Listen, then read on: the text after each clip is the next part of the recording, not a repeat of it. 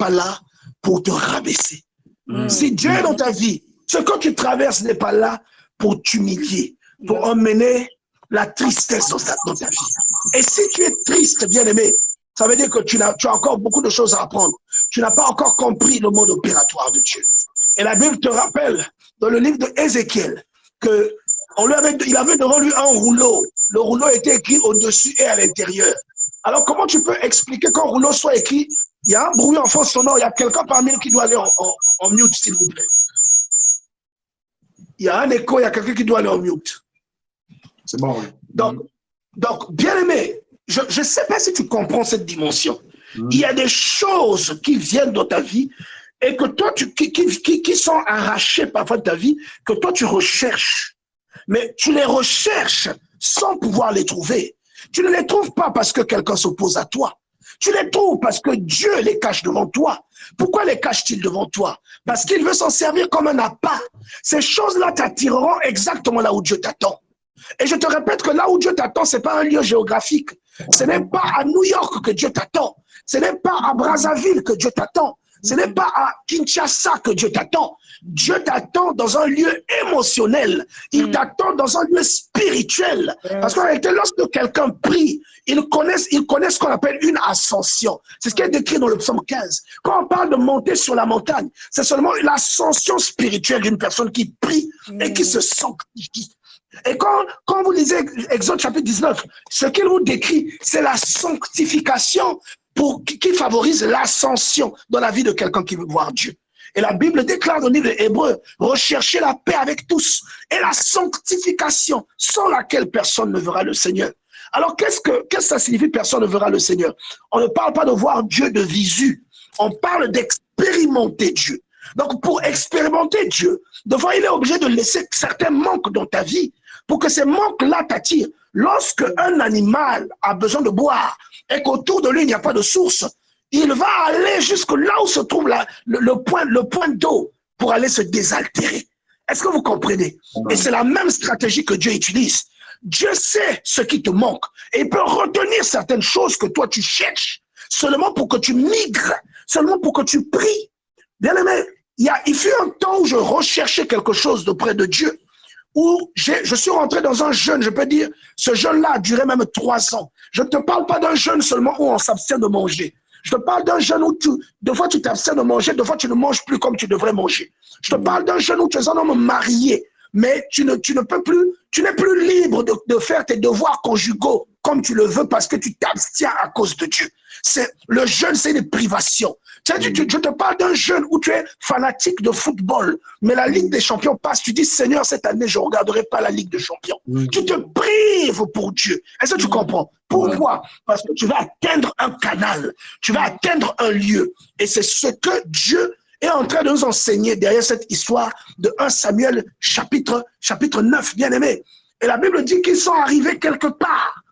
Et pendant que Saül a le réflexe de suggérer au serviteur de faire demi-tour, le serviteur lui dit, il y a un homme de Dieu dans cette ville. On peut aller là où il se trouve. Il va peut-être nous dire ce que nous cherchons. Ils vont tout faire, ils vont rencontrer Samuel. Or, vous savez, quand vous lisez Actes des Apôtres, vous allez, à partir du chapitre 10, à partir du chapitre 9, pardon, vous allez voir que avant que Ananias ne vienne prier pour Saul, Dieu avait averti Ananias qu'il y a un type qui s'appelle Saul qui t'a vu en songe. Alléluia. Il y a un type qui t'a vu en songe et qui est en train de prier pour que tu ailles lui imposer les mains. Et Dieu, il fait souvent ces choses-là. Et je me souviens moi-même, avant ma consécration, je me souviens la personne, l'apôtre qui m'avait consacré ne vivait pas dans le même pays que moi. Il était dans un autre pays et j'étais en mission.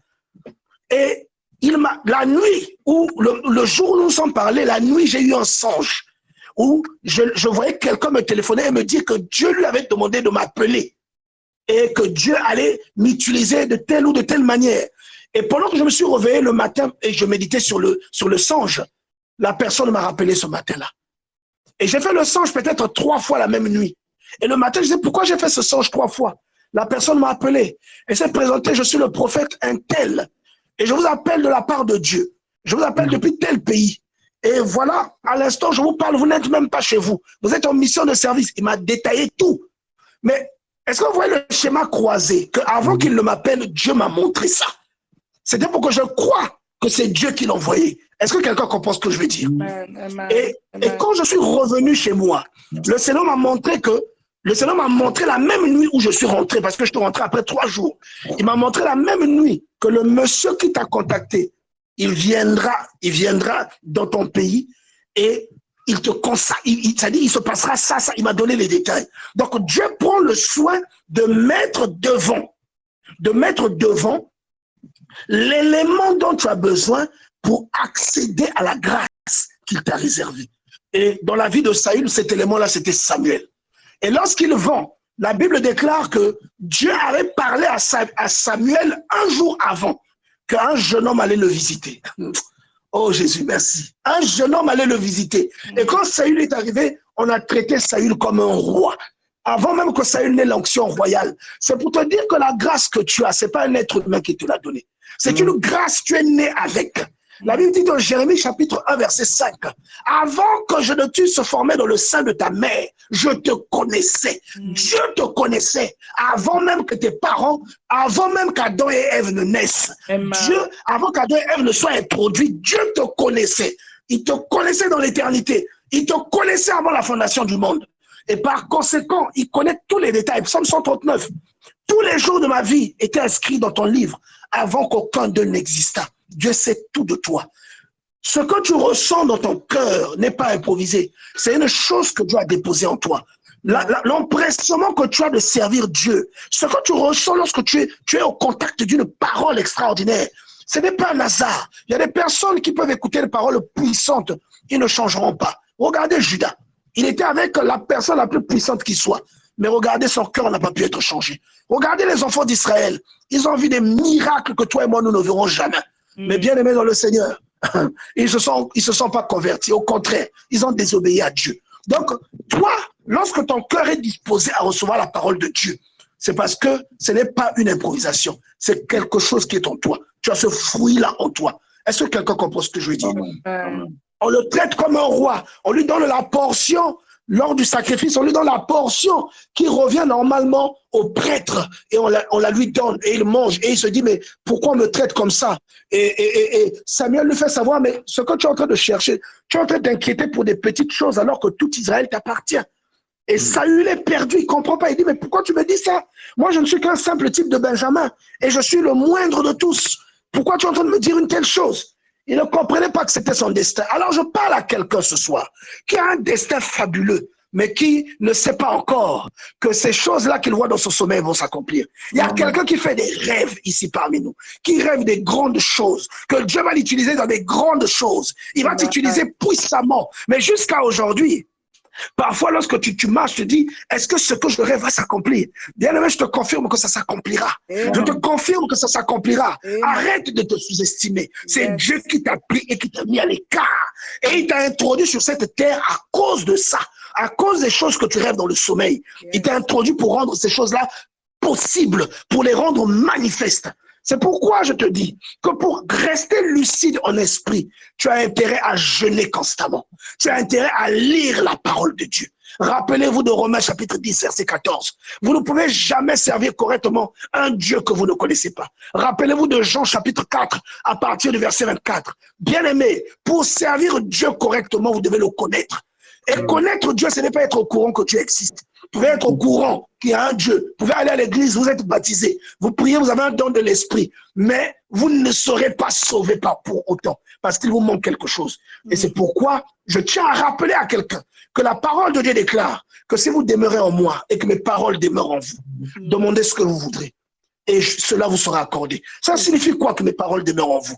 Rappelez-vous, bien-aimés dans le Seigneur, de Romains chapitre 3, verset 16. Souvenez-vous de ces choses, bien-aimés dans le Seigneur. Dieu est en train de parler à quelqu'un ce soir. Il y a quelqu'un qui s'inquiète pour une situation.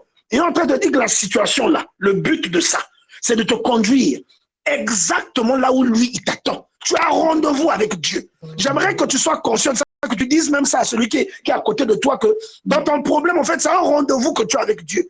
Ton problème, c'est le bus qui t'emmène là où Dieu t'attend. La situation, le manque que tu as aujourd'hui, c'est le métro, c'est le train qui est en train de t'emmener là où Dieu t'attend, bien-aimé dans le Seigneur. Tu vas entrer en contact avec ton destin. Tu vas croiser le surnaturel. Lorsqu'ils vont arriver, ils vont passer la nuit là-bas. Et Samuel va dire à Saül, le lendemain, ah bien-aimé, lisez la Bible. Bien-aimé, la parole de Dieu emmène la révélation grâce à l'Esprit de Dieu. Et c'est la révélation qui va créer en toi la foi qui déclenche les miracles. C'est la révélation qui va créer en toi la foi qui emmène l'exaucement. Est-ce que vous comprenez? Je vous dis la vérité. Lisez la parole de Dieu. Et vous illustrerez le fruit de cet homme dont on parle, donc, qui a une prière efficace. Là où quelqu'un était à l'article de la mort, lui, il prie, la personne revient. Vous voyez? Là où il a un besoin, il prie. Le besoin là se manifeste. C'est comme si Dieu l'avait précédé dans son besoin. Comprenez? Il va dire à Saül que quand tu vas quitter ici, vous allez croiser des gens. Parmi ces gens-là, il y en a un qui va te donner des gâteaux. Et ensuite, tu vas arriver à tel endroit. D'abord, il lui verse de l'huile pour lui donner l'onction.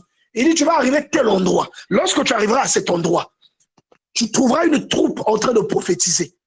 Et l'Esprit de Dieu fondra sur toi.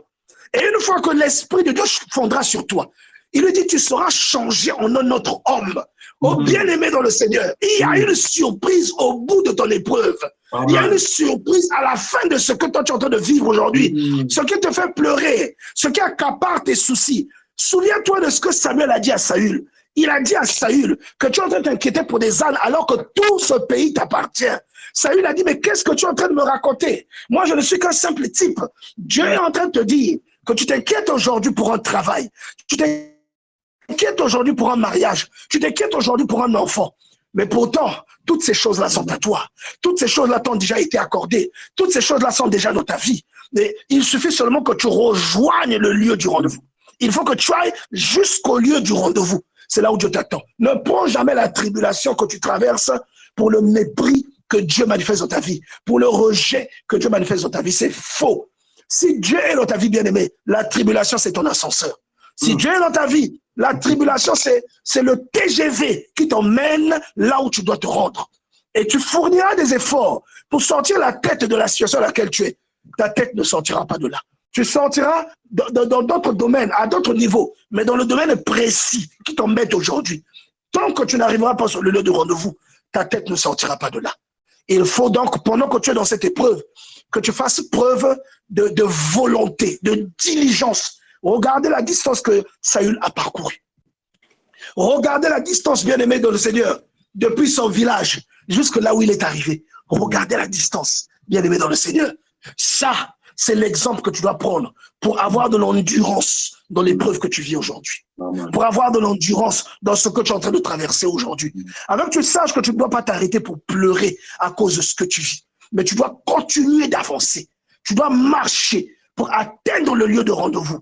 C'est pourquoi je prie ce soir pour que Dieu t'ouvre les yeux. Pas les yeux charnels, mais les yeux de l'esprit.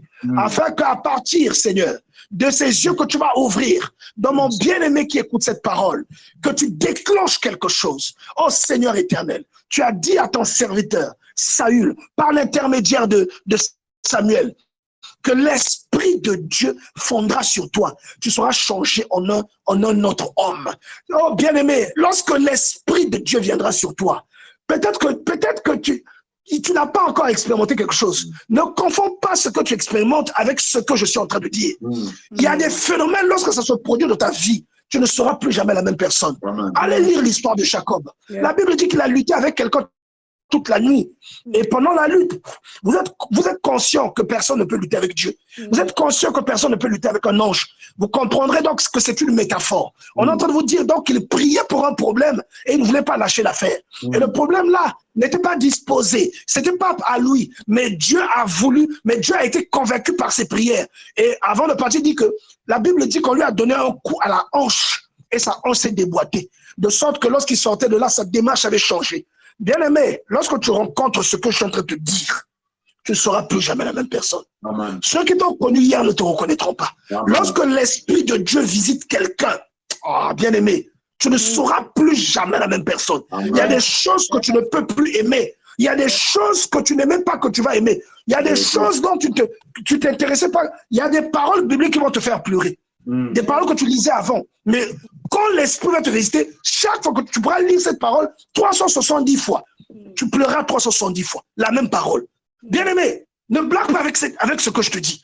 Quand l'Esprit de Dieu visite quelqu'un, tu n'es plus la même personne. Amen. La Bible dit quand Jacob est sorti de ce combat, il boitait. Donc si Jacob marchait d'une telle manière, après sa rencontre avec Dieu, quand Dieu l'a visité, à sa sortie de là, il ne marchait plus pareillement. Il n'était plus la même personne. Donc même sa façon de vivre avait changé. Et la Bible dit que Dieu l'avait même renommé.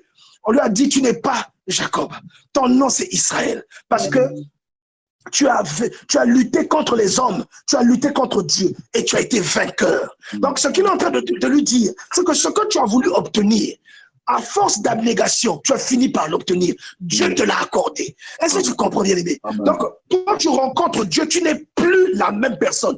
Abraham a rencontré Dieu. Dieu lui a dit, tu t'appelleras plus Abraham, tu t'appelleras Abraham. Il a impacté aussi sa femme. Il dit, elle s'appellera plus Saraï, elle s'appellera Sarah.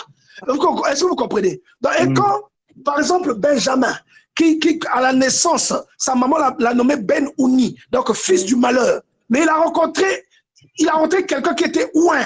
Et Jacob a dit, il s'appellera Benjamin, donc le fils de la chance, le fils de la main droite. Bien-aimé, faites attention. Quand vous rencontrez Dieu, vous ne pouvez plus être la même personne. C'est pas possible. Et la Bible dit que Samuel a dit à Saül, l'Esprit de Dieu fondra sur toi.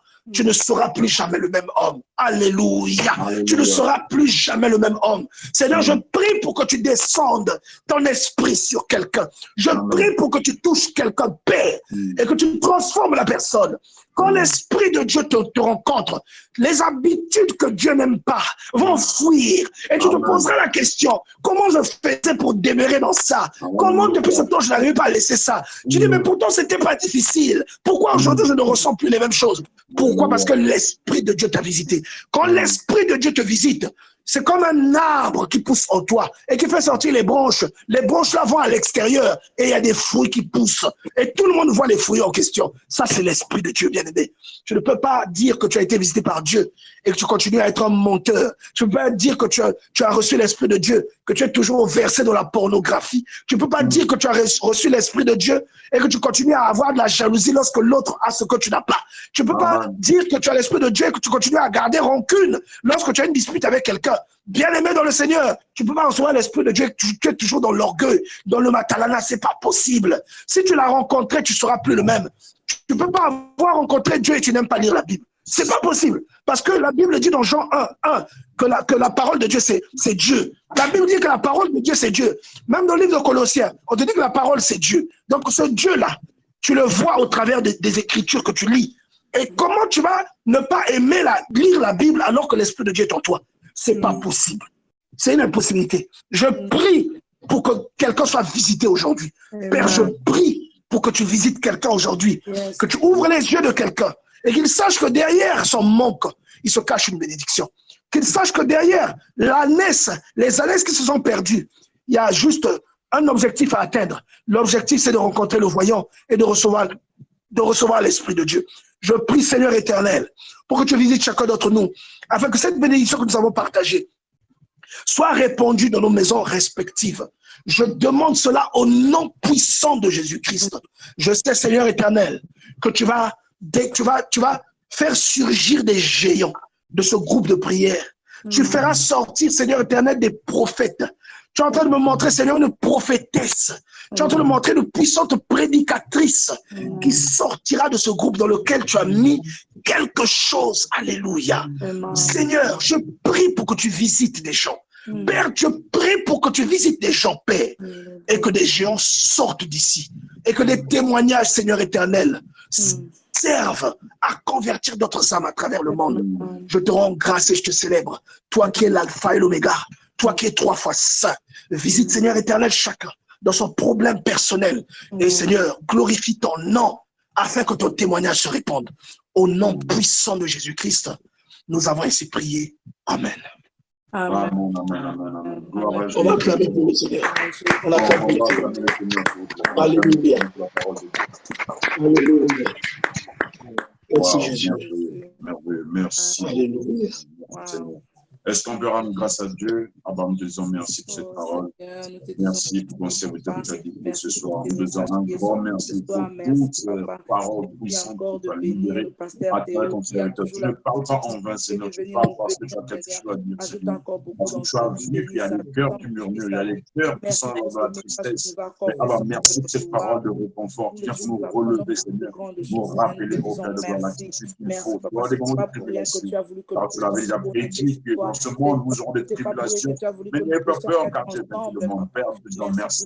Merci pour ton serviteur disposé. Merci pour la puissante parole qui était libérée ce soir. Qui pour moi est une bénédiction. Qui pour moi est un atout. Qui pour moi, cette parole, véritablement pour me relever.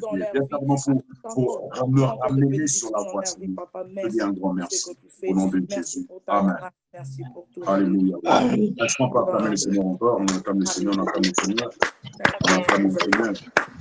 En tout cas, je suis infiniment reconnaissant, toutefois que le passage de haut passe, en tout cas, le Saint-Esprit nous fait un grand bien. Merci beaucoup, Pasteur Léo. Je donne la parole rapidement à la sœur Destina. La sœur Destina, quelque chose à dire, la sœur Destina? Bonsoir, pasteur. Je bénis juste le bon Dieu. Avant. Je veux juste demander à l'évangéliste Laurent, apôtre Laurent, de prier pour nous à la fin, de faire une prière comme ça. Je donne la parole à chacun de nous. Apôtre.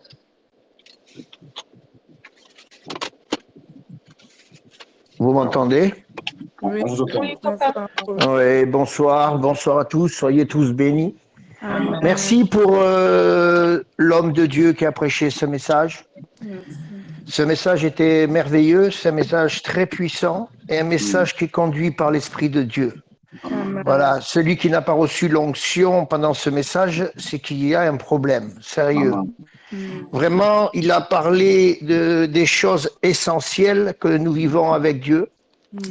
Et vraiment, c'était extraordinaire. Soyez bénis, homme de Dieu, et merci beaucoup pour ce message. Vraiment, merci beaucoup. Amen. Ça m'a fait beaucoup de bien, même à moi. Je peux vous assurer que on se sent concerné par un message comme ça quand on suit la volonté de Dieu, quand on marche derrière le Seigneur. Ce message peut que nous inspirer et nous faire rappeler des choses que des fois on oublie. Et je vous remercie beaucoup. Voilà, soyez tous bénis. Demain, j'aurai la parole pour enseigner un message. On va parler de Zachée, fils d'Abraham, demain. Voilà. Amen. Donc, je vous remercie beaucoup pour cette invitation. Je vais prier donc pour chacun d'entre vous ici. Père, nous te remercions, Seigneur, pour cette parole qui a été annoncée ce soir, car vraiment, c'était le Saint-Esprit qui parlait dans ton fils ce soir, Seigneur. Un fils d'Abraham, un vrai fils d'Abraham qui prêchait ta parole, Seigneur. Merci pour cette onction qu'il a déversée. Merci pour ces réalités qui nous a fait beaucoup de bien, Seigneur, parce que tu as voulu rappeler, Seigneur, à ton peuple qu'avec toi, tout était possible et que, en fait, rien n'est impossible avec toi et que nous allons voir encore de grandes choses, Seigneur. Seigneur mon roi, Seigneur mon Dieu, que tu puisses tous les bénir ce soir dans le nom puissant de Jésus-Christ de Nazareth, bénir ton serviteur, bénir tous tes enfants dans ce lieu, que l'onction descende sur chacun d'entre eux, que la visitation du Saint-Esprit, comme l'homme de Dieu l'a demandé, Seigneur, puisse déverser ce soir sur chacun d'entre eux, Seigneur, que le Saint-Esprit les visite avec puissance et autorité, Seigneur, que les cœurs changent, Seigneur, que la vision des yeux, Seigneur, les écailles des yeux tombent de leurs yeux, Seigneur, qu'ils puissent voir, Seigneur, de grandes choses, des visions, des songes, car tu es un Dieu, Seigneur, qui parle. Tu es un Dieu ressuscité, un Dieu vivant, avec qui on peut espérer toutes choses quand tout est impossible. Seigneur, toi, tu poses ta main et tu redonnes la vie, Seigneur, à ceux qui sont morts spirituellement, comme la Bible dit. Et nous croyons, Seigneur, que ce soir, à travers ce message, tu as ranimé beaucoup de choses en nous. Que cette flamme, Seigneur, si cette flamme commençait à s'éteindre, ce soir, elle s'est rallumée, Seigneur, à travers cette parole qui a été donnée ce soir. Car nous étions vraiment à cette source divine, Seigneur, où ta parole coule, Seigneur. Et c'est là que nous nous sentons bien et c'est là que nous voulons vivre. Au nom puissant de Jésus, Père, je te remercie, Seigneur, de nous bénir à tous. Dans le nom puissant de Jésus. Amen. Amen. Amen. Soyez bénis. Et merci beaucoup à l'homme de Dieu encore. Vraiment, c'était du régal. Nous étions à la source divine. Nous étions montés vraiment très, très haut. Merci, merci. Voilà, soyez bénis. Merci beaucoup, homme de Dieu. Je reçois. Amen. La sœur Dessina, la parole te revient rapidement, la sœur Dessina. Je bénis juste le bon Dieu encore pour la parole de ce soir et je dis Amen, Amen. Que Dieu encore élève encore le ministère du pasteur Théo. Merci. Amen. Je dis Amen, Amen, Amen. C'était vraiment très, très puissant. Vraiment, c'était un très bon message. Je me suis retrouvée dedans. Vraiment, que le bon Dieu vous bénisse, pasteur Théo. Amen, Amen. Et bénisse votre famille et votre ministère aussi. Amen. Amen. Amen. Le frère Brunel. Frère Brunel, il y a la possibilité de parler ou bien? Ah, ok. Frère Borgelet, quelque chose à dire, frère Borgelet? Rapidement, pardon. Amen à la parole. Amen à la parole. Que Dieu soit loué. L'honneur revient à notre Seigneur Jésus-Christ. Comme a dit l'apôtre, cette parole nous a tous touchés. Ça a été très merveilleux, très touchant. Et là où je suis vraiment, je plane vraiment grâce à cette parole. Vraiment, merci beaucoup, frère Théo. Vraiment, c'est toujours important pour moi lorsque vous êtes là, lorsque vous prêchez, vous nous exhortez. Je sens que cette parole, déjà, lorsque quelqu'un prononce, parle, exhorte, si cette parole ne te touche pas, là, il y a un problème. Tu dois revoir ta marche ou, je sais pas, tu dois revoir si tu es converti ou pas. Et là, nous comprenons que cette parole encore nous a encore impacté ce soir et nous allons encore expérimenter cela par la grâce du Seigneur. Donc, je dis juste que Dieu soit loué et que Dieu soit avec nous. Amen. La sœur Judith, tu as une possibilité de parler ou non? Je dis Amen pour la parole de Dieu et soyez bénis, homme de Dieu. Merci. Merci. Soyez bénis aussi. Amen.